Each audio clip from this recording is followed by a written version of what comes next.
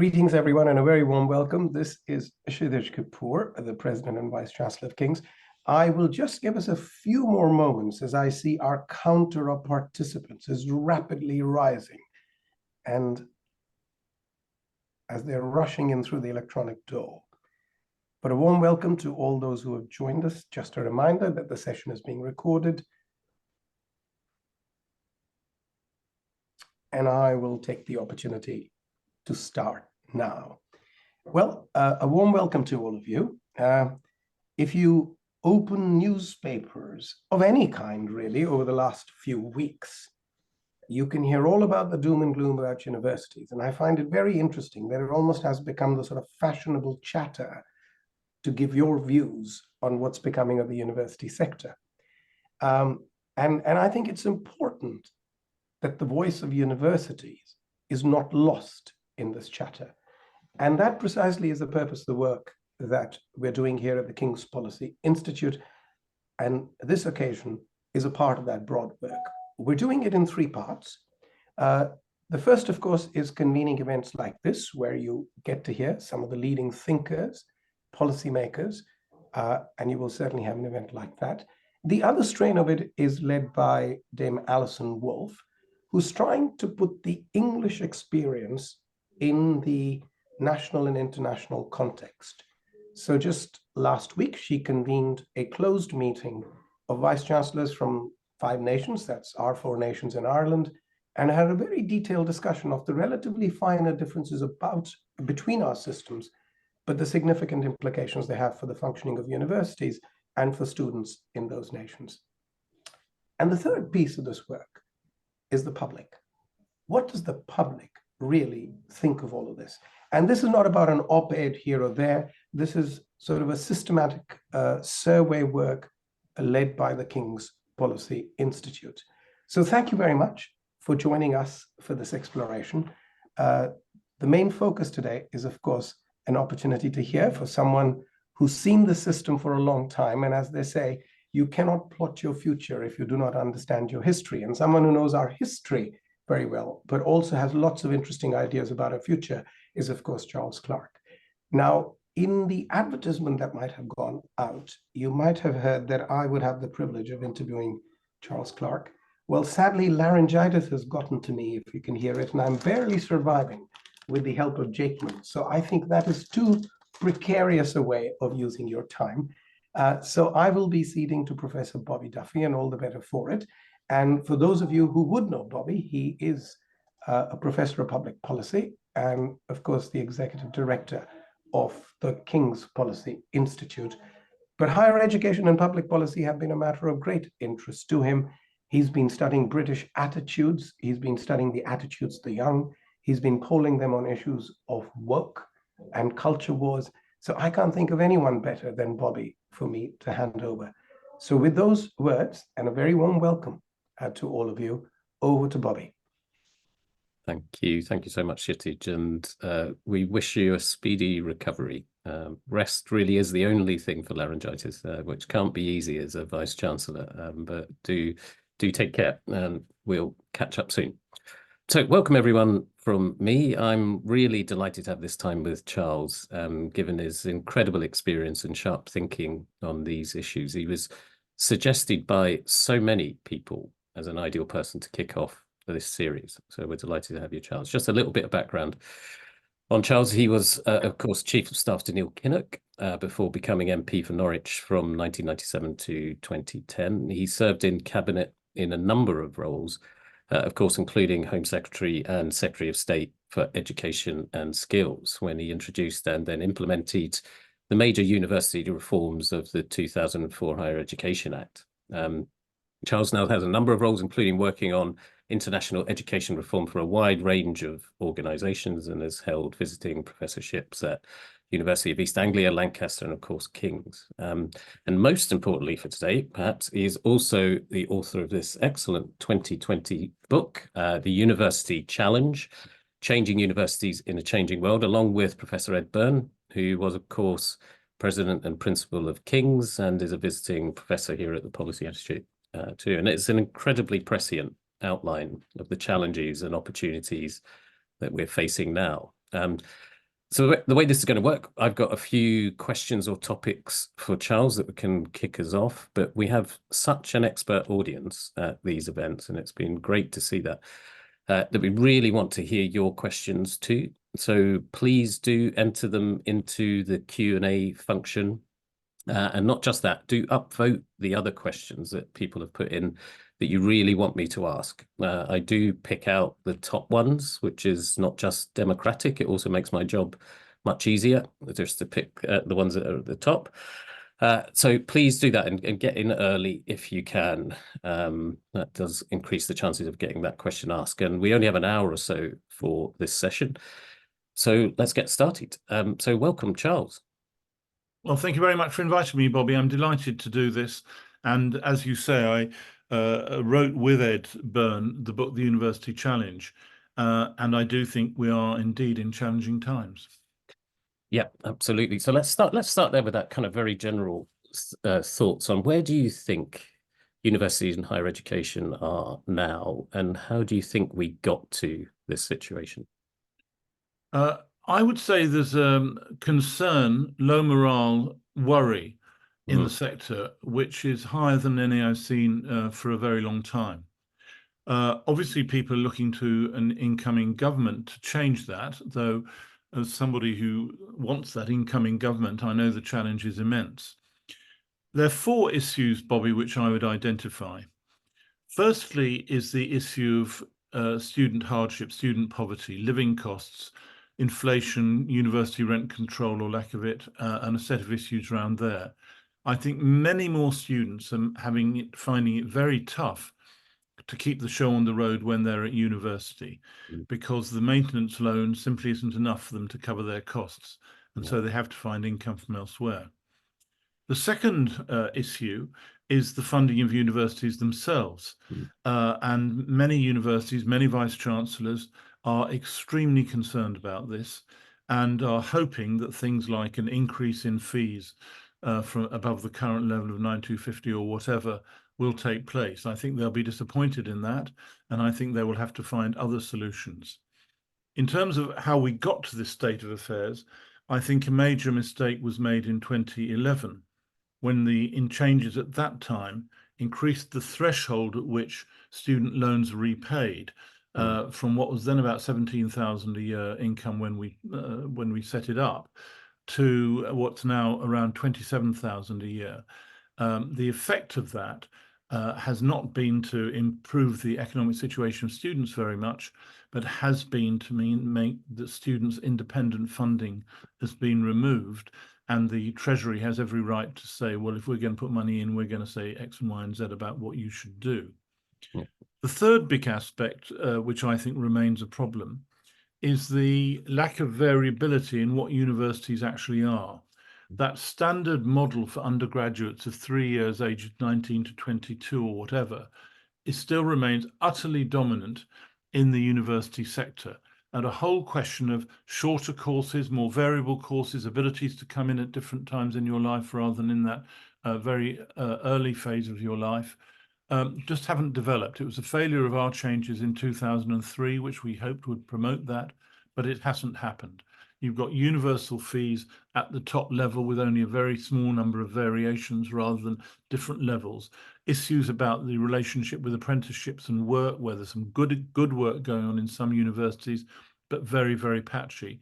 And overall, I would say not much really at all being done on developing lifelong learning, which I would say is a central, or should be a central contribution of universities. And then the final point, the relation of the government to universities.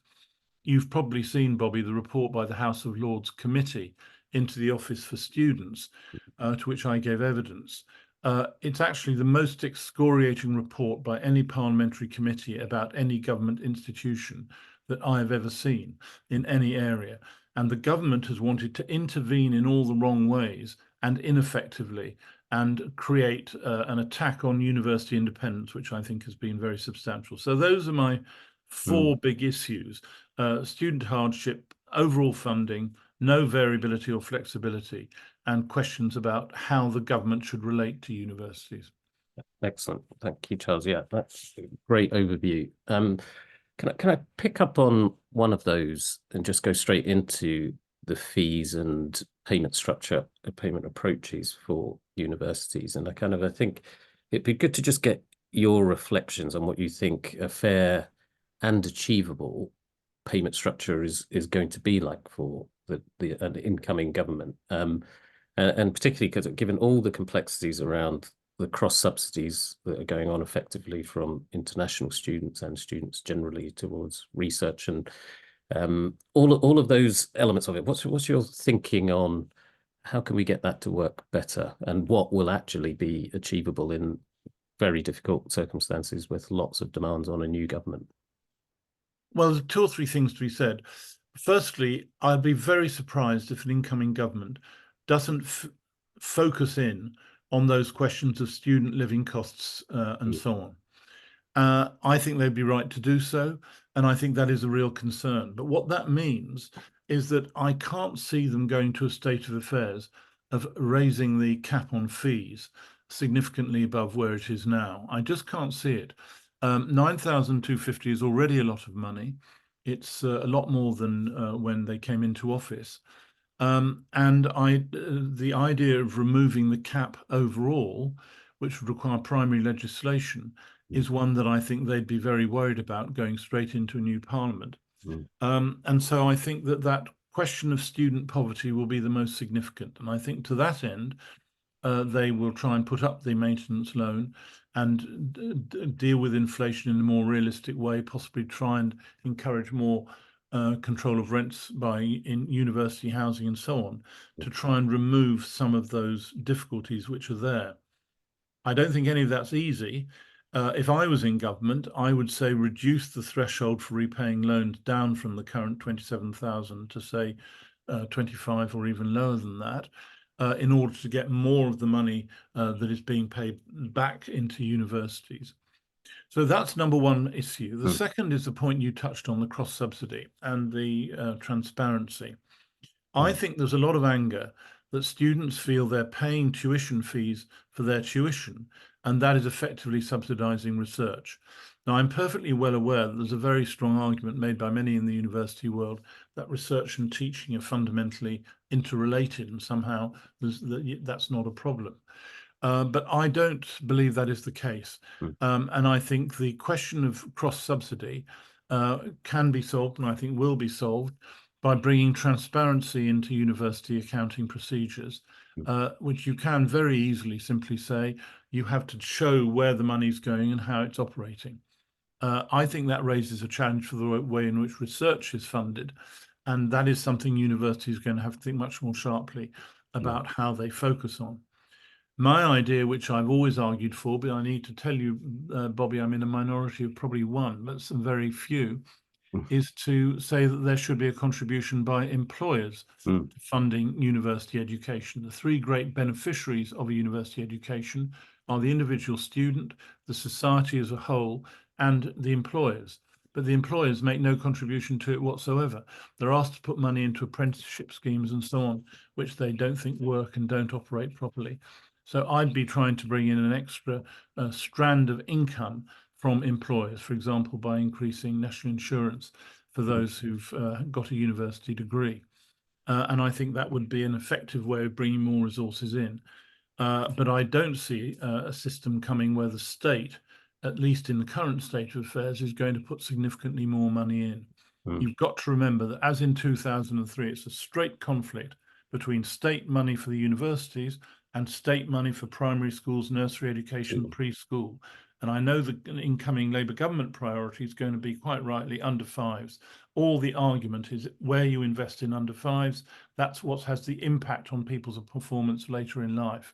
And the government, through cutting Sure Start and all the rest of it, has reduced that. And I think the priority for education spending for an incoming government is going to end up being in the under 5 area rather than the university area. So I don't think that you will see significantly more government money for universities directly.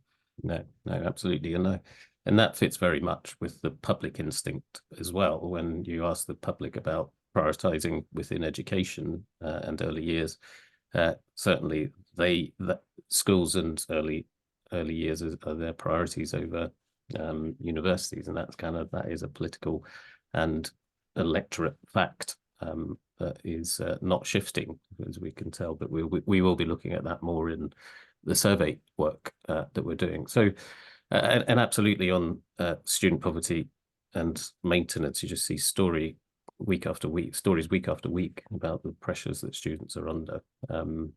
And that has to be a priority for any incoming government. So I just want to pick up a little bit more on the international students, because the book is very clear on, it's critical of reducing international student numbers as a policy aim, but also is very clear and agrees very much with Shitij's paper, Triangle of Sadness paper, about you shouldn't have a system that depends on international students, particularly when, you've got major infrastructure investments in our research and development and innovation for the UK, dependent on that income from international students. So I was just wondering your reflections on international students' role in this, and what would we do next on that? Well, it's very interesting. I think the fundamental point about international students is quality, ensuring that students who come from overseas get a good quality education here. I think there are questions about that, frankly. I've said it before at King's and elsewhere, that you have to be absolutely sure that it's not simply seen as turning on a tap of income without having equality, which costs money, going back the other side. And it varies. But nevertheless, of course, the great virtue of the British university system is it is international and benefits from international students.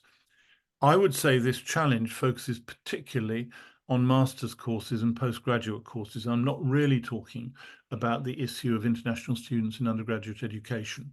It's the question of getting high quality master's courses. And I think that requires a great deal of clearer thinking about what universities are trying to offer in master's courses. Are they preparation for a future professional life, a future academic life? Are they the rounding off of an undergraduate degree, and so on? And I think there's a lot of confusion in the British university system about that at the moment, and it needs more clarity. And that in turn would bring the question of international students funding more directly into play. Now, the other thing which just needs to be remembered is that the countries from which the international students are coming are themselves investing enormous resources in improving the quality of their higher education in their own countries. If you look at China, India, wherever, that is the case. And that's logical, because it means that their students can do world-class university education post-undergraduate in their own countries, rather than being their elites being exported to Britain, America, Australia, or wherever. And that's the writing on the wall for our universities, that we've just got to understand that that is what is going to happen. And we need to find ways of trying to deal with that. I do think one possible benefit of an incoming government, and I certainly hope it'll be the case, is to clarify that international students shouldn't be included in any immigration statistics and controls. There's absolutely a stupid argument that has gone on immigration for the past 10 years that says that you should include overseas students in those immigration statistics. I hope that will get changed. I think it would be important that that's changed. And that means you're only down to the questions of quality and so on. Very good, very good. And we're hoping to run an event on that type of theme in the future with James Purnell and others, just picking up on that sort of issue directly. I mean, I do want to just move on to another topic, but I just did want to get your thoughts on, again, as Shitij raised in the paper, around more fully funded research as an approach to this, whether it's 100% or 90% FEC funding, full economic cost funding. Is the trade-off of accepting fully funded but fewer, a lower quantum of research, is that a right way forward for decoupling the subsidy, or is that something? I think there are two or three different questions here. One is, where is research conducted in Britain? We argued in that book, which I would again advertise, that out of the 150 universities in Britain, there's only really world-class research being conducted in 50 or 60 universities. We argued actually that you should set up a category called research universities, which are those universities, so that those research universities, including obviously King's and many other universities, would focus on providing world-class research. But universities which weren't really providing world-class research would not focus on those areas. That's extremely controversial. It's an area that many people would say is outrageous. You've got to be able to do world-class research in any university. I think, however, it's completely inappropriate to do that. I think you've got to face the reality here, which is there's only a relatively small number of universities in the UK which can, in reality, do world-class research, and that should be acknowledged, and funding should relate to that. So the second related point is then the point about the relation with employers. And I refer to both public and private sector employers. People often use the word employers to talk about private sector employers, but of course the public sector is an enormous employer. And the question is, what are the partnerships for research that can be done for that, for funding and in all the other areas? I still think, and this is a regret of mine from my own time in government, that the relationship between education and work is not fully worked through in a number of different ways. And there's still even an almost cultural point that people in universities think work's a rather disgraceful kind of thing. And people in work think that universities are a ridiculous kind of obsession, and that has been no relation to the real world. These concepts are completely wrong. And to do it is to develop good class working relationships. Now, there are a number of universities in this country which have been extremely effective at doing that. And they've built strong partnership relations, including undergraduate degrees that relate to this, some of them called degree apprenticeships, others are called other kinds of degree. And I think in research, that's absolutely the case. I don't see any reason why we shouldn't be positively seeking more partnerships between research and work in general to address the issues that the country faces. There are many in universities who don't like that. They think somehow they're going to be told what to do by the funder. Who pays the piper calls the tune. I don't think that is in fact what's gone on at all where this has happened. And I think it's a question of building up in a more positive way.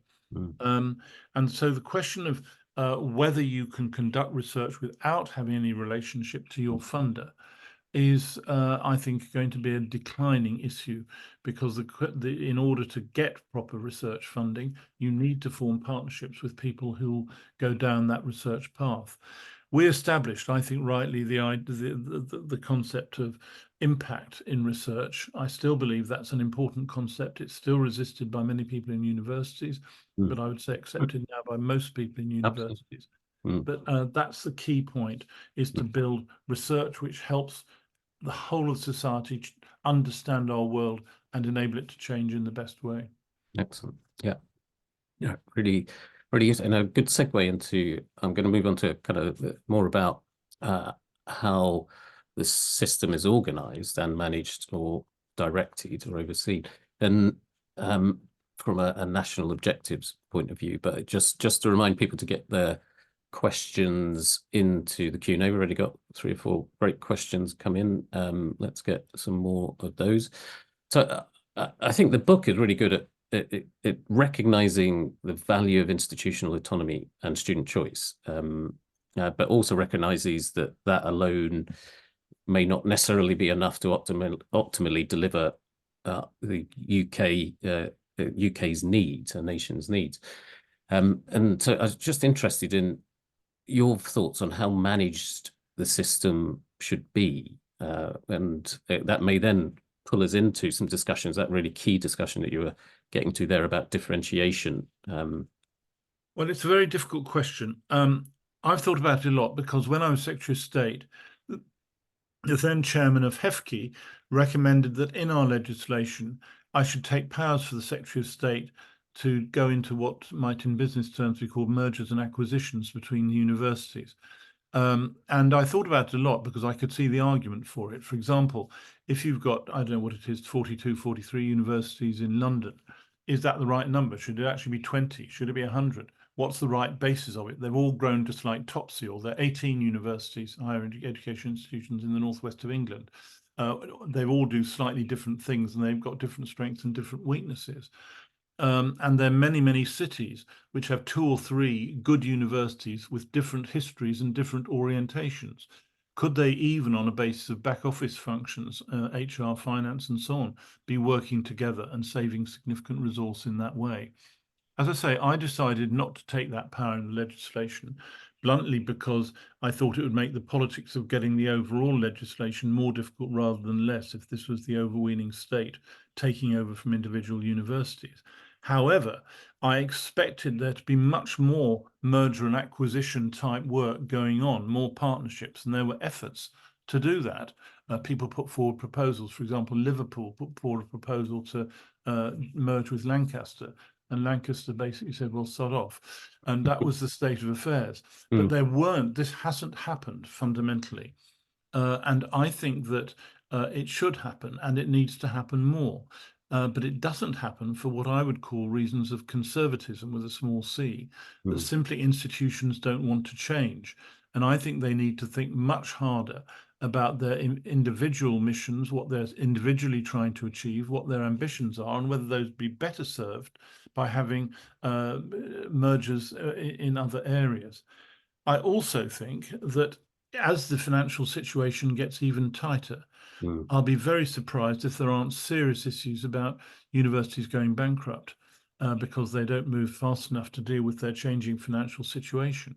Yes. And how are they to be dealt with in a way that protects the interest of the students at those universities to be able to complete their courses effectively and so on. So there's a whole series of issues like this. I'm afraid I'm still of the view, however, that for the state to decide we are going to run the whole system is not the right way to go.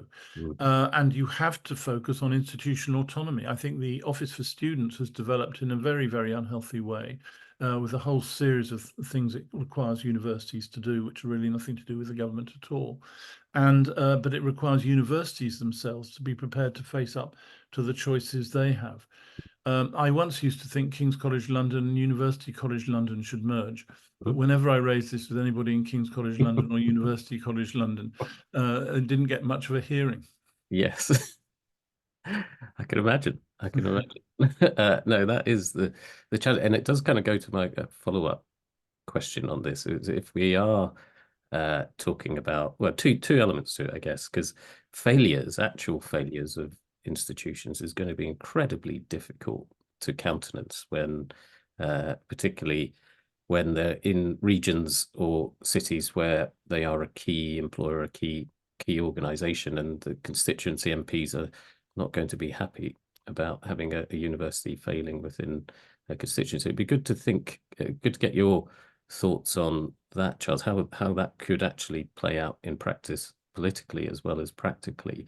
And then I did have a reflection on the mergers and acquisitions point, because it is, they are tough processes, expensive in the best of times, and difficult to do in the private sector. And in organizations like universities, I can see enormous frictions, not just cultural ones, but practical ones, to mergers and acquisitions in the university. So I wonder if you got reflections on how failures could be, and well, what will happen in the result if that is a result, and then how do you actually get mergers and acquisitions not to take 10 years, 20 years in this sector? Well, the first thing to say, I agree with your general criticism of the problem of going down a mergers and acquisitions approach. You're quite right that they can be very time-consuming and ineffective. And also to emphasize the number one point, which is the protection of the courses and education of the students currently enrolled at the universities concerned, which I think government has an obligation to guarantee under all circumstances if anything did go wrong for any particular university. But that said, as I say, it's not at all obvious that for the sake of argument, having 18 universities in the northwest of England is the right number. And there's a question of how you focus and develop specialisms in those areas. And my starting point would be to have a conversation on a geographical regional basis. I know London Higher exists for London, for example. Yeah. Starting from the point that says, what are the university resources that we should be making available in this city? And then say, well, and then compare that with what is then available, and then say, can we put together any institutions in a way that could deal with that, strengthen the financial institutions and so on? But I would do it in terms of having an agency which did actually initiate those discussions. And I don't think that happens at all at the moment. I don't think the OFS plays that kind of role at all. It focuses on irrelevant things and doesn't focus on more fundamental things. And I think that that is the way to go. You can only do it by consent and by agreement, and that is the way to take it forward, I think. Yeah, yeah, that's great. And there's a really excellent line in the book that we've been reflecting on and come up so strongly in our recent discussions, including that round table that Shitij referred to with VCs and principals of colleges from Scotland, Wales, Northern Ireland, and Ireland. And I have to say, quite a lot of our discussion is a bit couched in England when we're talking about the fees and all the differentiation that we've got going on, which goes to this point that you make in the book, that greater university differentiation is almost inevitably means a greater degree of regional university planning, which just came through so strongly from the VCs and principals in these different nations about that geographical part of this becomes really important when you start to think of differentiation. Do you want to say more about that, Charles? Well, yes, I do. And there is it should be said at the outset that there is a lot of this regional discussion between universities, even in England. I mean, it's much closer and easier to see how you do that in Scotland, Wales, and Northern Ireland. But even in England, there's some very important associations of universities which are having substantive discussions which are valuable, but never with the real edge that says, okay, this is where we're going to go to. But there's a very important further point, which I'd add, to which I refer in the book as well, that one of the consequences of globalization has been the desolation of whole swathes of the country. So if you take the Northeast with coal, steel, shipbuilding and so on going, the question is what's going to come back and replace it? And all the evidence is from around the world that universities play an absolutely key role in regenerating economies and societies which have been wiped out by globalization and the destruction of traditional industries in those areas. And there's a lot of very, very positive roles which universities are able to play in relation to that. And that comes out of exactly what you said just there, Bobby, the discussion between universities and local authorities. I don't think it's only universities, it's universities, local authorities, and to an extent even central government, but most important, local authorities, where you say, okay, what's our strategy for getting economic activity going again in this region if it's been moved away? And every answer, I promise you, is going to come back with university engagement, because it's out of universities' research, its initiative. That's where we do. We did, in fact, merge two universities when I was a Secretary of State to create the University of Manchester. We put government money in. It was around a product called graphene, which was researched there and which was a major breakthrough because they'd made the economic and research-based impact, which it was hoped could then lead to future economic success. But you can only do these things by thinking about them. I mean, I know there is a free market type approach that people believe, okay, let a million flowers bloom and then hope something happens. I don't believe that will work in the university sector. And I don't think it needs to work by government imposing something. I think it can and should work by universities themselves saying, this is what we need in order to really develop ourselves as universities and activities in this field, and to develop proper collaborations with employers and local government in the field. Very good, very good. I'm conscious of giving as much time as possible for brilliant questions that are coming through from the audience. So I'm just going to finish, Charles, on our bit, just with a little bit of your thoughts of the future. What do you think the future is, and what will or should the next government do? And I know from the book, it's really passionate about enabling access for all who want to attend and can benefit from university, and making sure that none of these actions reduce access for the less advantaged groups. And it'd be good to just get your reflections on what's most important here, most important to get right and most important to avoid, I guess, for incoming government. Okay, I suppose there are three things. One is exactly the point you've just made, maintaining access to university. It is an aspiration for millions of people throughout the country for their children to be able to develop themselves to the best of that capacity, which includes university education. Now, there's a lot of argument about so-called apprenticeships versus universities. I think it's an entirely false polarity. Many universities do provide what you might call good apprenticeship courses in them, and that's been so for decades and should be so for decades.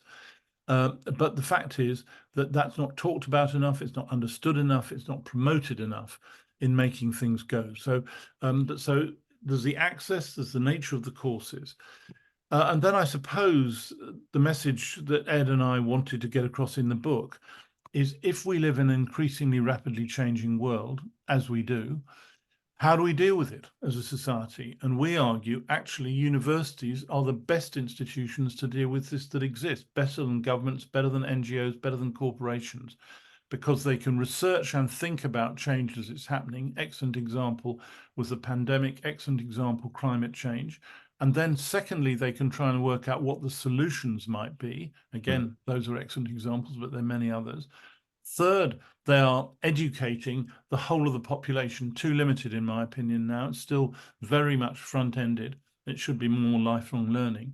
Yes. And fourthly, to be perhaps more explicitly political stroke scientific, they provide a place for the country to discuss what its challenges are and how it deals with them in an objective way, rather than being driven by, I would say, extremist ideologues who pay no account to the actual facts. The famous experts' attacks that came from some areas are quite wrong. We want more expertise, not less expertise. Absolutely. And we can show that actually we run the World Value Survey in the UK, and our trust and interest in experts' role in decision making has gone up, not down. And we are. Well, tell Michael Gove. We do. Great. Thank you so much, Charles. So we got excellent questions that have come in, and the voting has worked, which is great. So I'm going to go from the top actually, because they are great questions in different sorts of areas. So this is from Mary Cook, who says, I completely agree that universities universities have a lack of development of alternative models to the 3-year degree. But they always argue that there's no demand for these different flexible models. Do they lack imagination? Are they complacent? How could we incentivize both universities to offer different models and students to demand them? Well, Mary, you put your finger on it. They're both complacent and unimaginative. Of course, people are looking for university qualifications of all types. And the fact that there's only the very simple, the 3-year model, is not the fault of those who are looking for a university career. It's the fault of the universities for not making the offers available. When I was an undergraduate, tells you how long ago this was. So what are we talking about? We're talking 50 years ago, perhaps slightly more even than 50 years ago.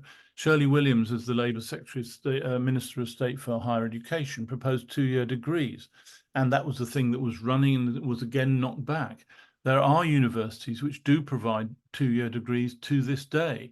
You have issues of part-time degrees, sandwich course degrees, which used to be widespread. It does take a bit of imagination.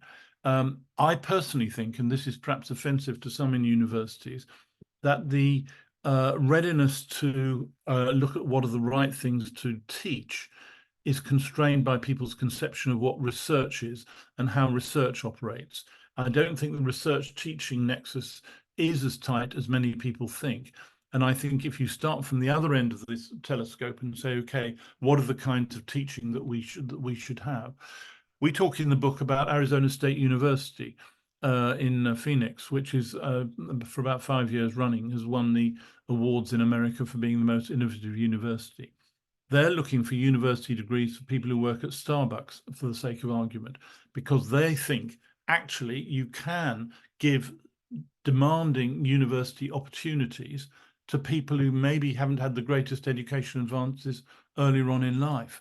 And I don't think it's too difficult to find a way through that. My own wife was a mature student, left school at 16 and so on, had a great university career later in life. But that's true for, millions of people around.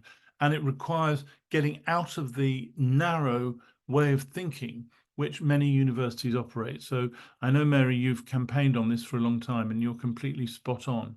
But I think it is the lack of imagination and the complacency of the current universities as a whole, which is the main constraint. Absolutely. And I think, again, reflecting on the round table that we ran on Monday, it was very clear in that the demand is there for innovative and more flexible approaches to this. And it really does bring in the importance of thinking of this in a tertiary way, where the connections between FE and HE are working really well in some places, but it's the exception, not the rule. And having a greater articulation between all these different paths, clear articulation between all these different paths is going to be is a massive prize to realize if we can get there. And just to say also, I agree with that completely, and the relations with FE schools are very important. But Philip Ager, in his report that he did on these things from the Theresa May government, about which almost nothing's been done by the current government since he reported, was very forward-looking in suggesting different forms of financial support for different routes of access to university education, most of which haven't been implemented. And I think that's exactly the right way to go. You've got to bring together the imagination, then find the financial support which enables it to happen. Right. So I'm going to move on to a question from Peter Matheson, who says, Charles, great summary. Thank you. It seems to me that there are some parallels with the United States, although our politics here are somewhat less starkly divided. How can we do a better job of convincing politicians and the public about the value of universities to the nation and not just to direct participants? And I think maybe, Charles, we could also throw in some insight from your great knowledge of California and systems that they have developed, which I think is a really interesting. I mean, the basic point, Peter, which you know, is that universities have to convince the society, including politicians, that they're doing a good job for the society. And I think that has not been done as well as it should be. There's been too much focus on some of the woke type issues, which I don't deny they exist in some ways, in some areas, but I don't think they're fundamental to what universities are. I think there's been a lack of self-confidence by universities. We had all those dramas about Vice-Chancellor's pay, which I think led a lot of Vice-Chancellors not to want to go out and talk in public, because their press officers said to them, you're just going to be asked about your pay first time you get out there. And so they thought, well, okay, we won't do that then. I think there's a lack of self-confidence in universities, and part of that is a lack of readiness to celebrate what universities do actually achieve. And the fact is, if you go through sector by sector, the level of achievement of universities is stunning in many, many different ways. But that has to be celebrated. It's got to be argued for. There have also been people from within universities who've talked down what universities are doing and saying we're lowering standards and all this kind of stuff, which grade inflation, these kinds of ideas, which I think are pretty foolish.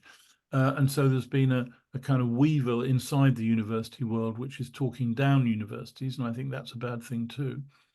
But the fundamental is for a much, on your specific question about politicians, is for a much closer focus between what politicians think are the problems society's facing on a timescale that's realistic, and universities being able to contribute to solving those problems. It's a complete no-brainer when you come to the pandemic, because can universities find a vaccine? Well, they could. More complicated when you come to subjects like climate change, where universities have been very good at identifying the challenges of climate change, much less good at coming forward with conclusions as to how to make it work. In the field of education, I think that university education departments have not been able to contribute very much at all to improving the quality of education in schools in this country or internationally. Health is a complete counterexample. Health's been stunning. The changes, the transformations, excuse me, life expectancy and so on, deaths from cancer, deaths from cardiac and so on, have been stunning. Almost all down to the academic work done by universities in their health departments. It's highly variable between the different parts of universities where they're clearly seen as making a massive contribution to society as a whole, and in other areas where they're not seen in making a massive contribution to life as a whole. And I think universities need to give attention to that. And I think if they do that and don't just say we're doing great, back us, but have a dialogue about what we could be doing greater, then I think you'll find support from politicians. And as I say, I think the self-doubt factor in universities is not a healthy thing for that debate. Yeah, absolutely. And we're hoping to explore that a bit in the public opinion study. I think one of the things that you notice, having worked on lots of these studies for lots of industries about trust and confidence in different industries, whether that's banking or charities or the media or politics, is that every industry thinks that they are uniquely picked on and that trust is plummeting in them or confidence is plummeting in them because we're just attuned to see the negative about our own industry, and we remember it much more clearly than others. And actually, I've got some question marks over whether the reputation of universities is quite as tarnished among the public as people within it think. That's not at all to say, though, that I think some of the challenges and softening of demand for higher education universities among the public, that's not to say that doesn't exist, but I suspect it will be more economic than it is about issues of woke or other things we worry about. Very good. So changing, this is actually from Shitij, going back to the kind of funding question. So Shitij says, thanks, Charles. I'm trying to reconcile your two suggestions of no raising of the 9,250 and lowering the threshold for repayment. So while the latter will improve RAB recovery, it will still not go to universities. Are you suggesting that the slightly higher RAB recovery be used to provide subject grants or some other kind of incentivized support? What's the technical mechanism there? Well, firstly, it's a very important point that, Shitij, you make about should we be incentivizing support for students in certain categories and so on. I would answer that question, yes. And I think the question, if the state has more money for it through, as you put it, a higher RAB recovery, then I think that would be a serious possibility and worthwhile in its own terms. I think fundamentally, though, the problem which you're addressing is that, not to contest what I said, maybe you would contest what I said, but I'm very pessimistic from a university point of view about the chance of government putting in more money directly into universities in the current funding financial situation overall. And that's why I think at the end of the day, universities need to manage it through better approaches to cost savings in a variety of different areas. I would say collaboratively rather than at the level of individual universities. I think individual universities have not been successful at making reductions in a particular area. But and generating more income streams, in particular from employers into research, but also perhaps into other forms of lifelong learning, I think is another possibility. Yeah, I think there's lots of potential there, difficult to realise. But I think I remember, Charles, from the book that you did talk about an employer graduate levy. Is that? I did. I mean, there were a number of my position. I always hesitant to put it forward since I feel I'm in a minority of one about this. But my argument, and I did try and run it in government, was there are three main beneficiaries from university education: the individual, the society, and the employer. Why shouldn't the employer make a contribution? If so, what form of contribution should it be? And I thought the best example was national insurance employers' contribution for graduates should be required. The biggest argument against this is that it would stop employers employing graduates, because employers would say, if we've got to pay more for them, we'll go for non-graduates. I think this is complete nonsense. I think that employers will go for the best people. And if it's a relatively marginal extra cost, they'll pay the extra marginal extra cost. There's another argument, political, which both Tony and Gordon felt when we were in office, which is we don't want to put further quotes, taxation unquotes, on employers. I understand that political argument more generally, though that has become weakened over time with the large amounts of employer money which this government has tried to raise for apprenticeships and so on, which hasn't actually been very well spent or very effective in what it's doing.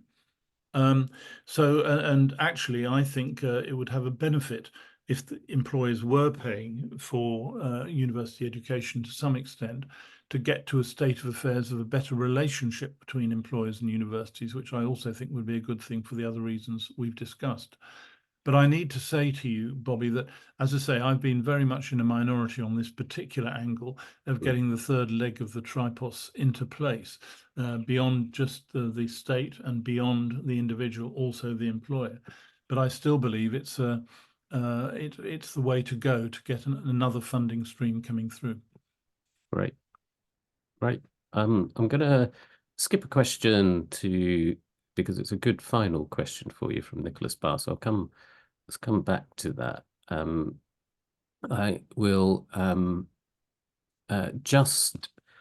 let's skip to Katie Normanton's question, which is student living costs are a real issue, but perhaps mitigated where students study locally. Some 40% of students at De Montfort are local, but there seems to be a tier in which going to study away from home is seen as being a better model than staying locally. Do we need to challenge how we see the value of universities, i.e. as local suppliers of skills for local businesses rather than finishing schools, which I think goes to this differentiation point that you've got done some detailed thinking on, Charles? Well, it's a very good question, Katie. I would say, firstly, you know this, but I'll say it again. There are a number of universities in Britain which are very much focused on students going locally to their local university. That was the tradition very much in Scotland, still is in many ways, and then many other universities have developed in that way. I don't have any objection to that. I think that's a completely okay way to go. But I do think that finding a way that you can do some of your 3 years away from home is a benefit. And I can think, going back to the flexibility point,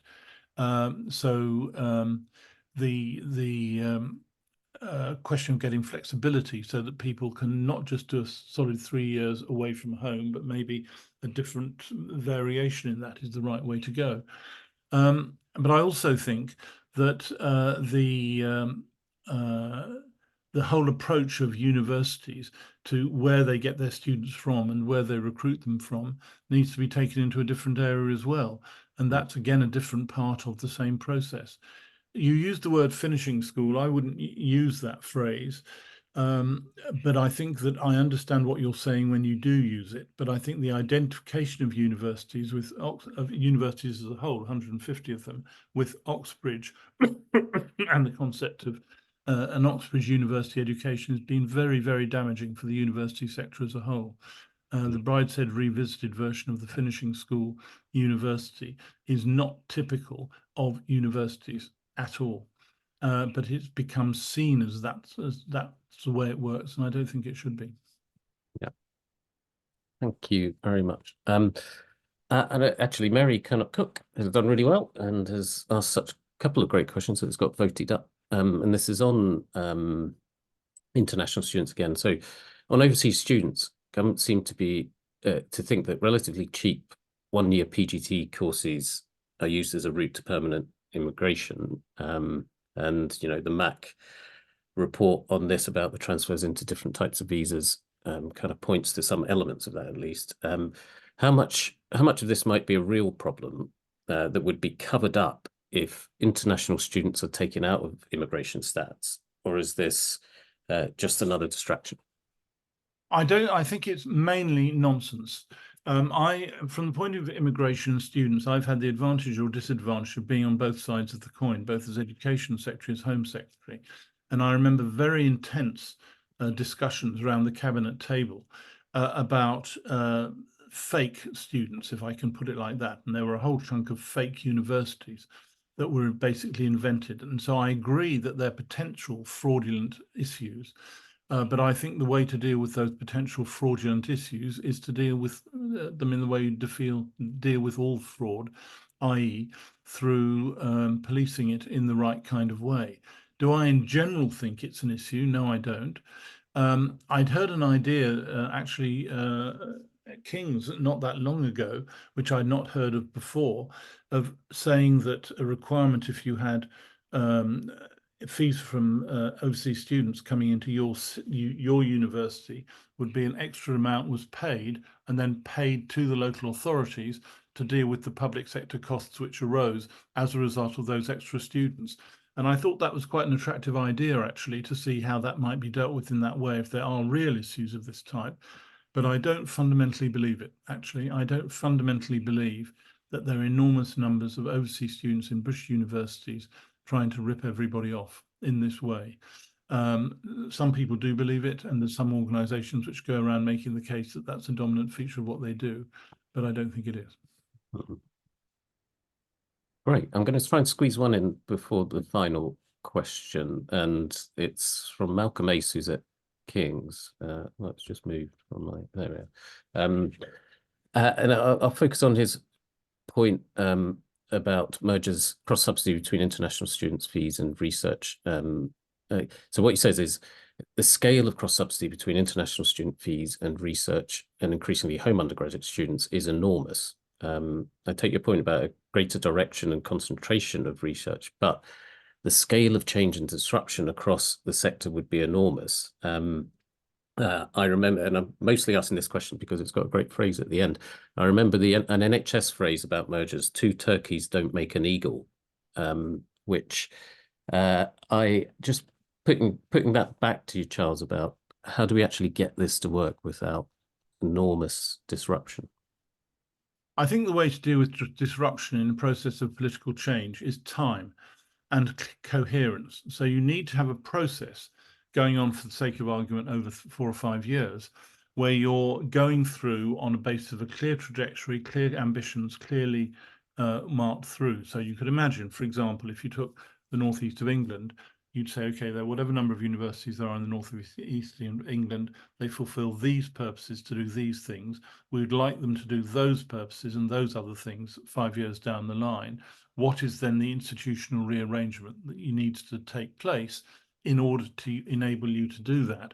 And I think you can have a perfectly effective process to go through that if you give yourselves the time, 3, 4, 5 years. The turkeys make an eagle point, which I haven't heard before. I assume it's some American metaphor that is being used. I haven't heard it before, but I think that's the result of shotgun mergers, shotgun acquisitions, moving very quickly, and the difficulty of operating. Yeah. You have to deal with the conservative nature of the university workforce. It is highly conservative, more conservative than most workforces in the country, despite its own self-image. And the fact is that it's necessary to have a plan and to go through it steadily. That's the only thing I'd say. That makes perfect sense. You do need time for these things. So, final question, which is from Nicholas Barr. He says, Charles, greetings. Stiff neck from nodding at your point. So the question is, given the resource constraints and limited political space for reforms across the whole of public services, which would be the first reform or few reforms in higher education you would like to see an incoming government put into place? Nice to hear from you, Nick, and nice to hear your heads nodding away. You are the guru in all these things, as you know. I'd say the most important thing is to accept the recommendations in the House of Lords report on the Office for Students, which basically means getting a lot of the Office for Students off the neck of universities. I'd do that right away. It's relatively cost-free, and it would create a change in tone, which would be immense. In financial terms, I would focus on student poverty, and I would be putting up the maintenance loan and seeing what could be done in that area. I would be looking at bringing back the maintenance grant. Again, the constraints which Rachel Reeves will be operating will be very sharp, but I'd focus first of all on student poverty, as I said earlier on. And I think the third thing I would do would be to start these discussions, which Bobby's been drawing us into a bit in this conversation, between universities in particular parts of the country, and saying, how should we be providing, we the universities, be providing better quality, better focused university of education in our part of the country, to see what's needed and what's happening, and have a more analytical approach to making change in those ways. Absolutely. Yeah, that's we hoping we can get some of those conversations going, get some shape on that. Thank you so much, Charles. Before final thanks from me and wrapping up, I just wanted to flag that next in the series will be Andreas Schleicher, who is Director for the Directorate of Education and Skills at the OECD, and he'll be in conversation with Alison Wolfe, and Andreas has incredible knowledge of the ways that different systems pay for higher education across OECD countries, including on lifelong learning entitlement type approaches. So that should be a really interesting conversation, and we'll be in touch with the dates on that. So just for me to say thank you to you all for coming for this session, to the team at the Policy Institute for putting it all together with Shitij's support, and best wishes again to Shitij. And of course, finally, huge thanks to Charles for a really excellent session. Thank you. I've really enjoyed it. Thanks very much. No problem. Buy the book.